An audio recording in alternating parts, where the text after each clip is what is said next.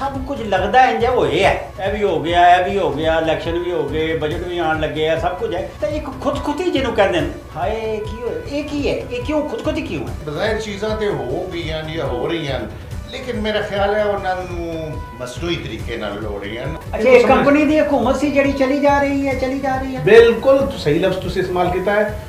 सिर्फ चेहरे का फर्क पिया है, बाकी वही सिलसिला चल रहा है। ਤੁਸੀਂ ਅੱਜ ਆ ਕੇ ਟੇਪ ਤੁਸੀਂ ਕਰਦੇ ਹੋ, ਤੁਸੀਂ ਲੋਕਾਂ ਦੀਆਂ ਗੱਲਾਂ ਟੇਪ ਕਰਦੇ ਹੋ, ਤੁਸੀਂ ਕਿਹੜੇ ਕਾਨੂੰਨ ਕਾਇਦੇ ਤਹਿਤ ਟੇਪ ਕਰਦੇ ਹੋ ਔਰ ਕਿਉਂ ਤੁਸੀਂ ਇਸੀ ਗੱਲਾਂ ਈਵਾਨਾਂ ਦੇ ਅੰਦਰ ਸ਼ੁਰੂ ਕਰਕੇ ਦੀਆਂ? एहतजाज किस तरह होएगा?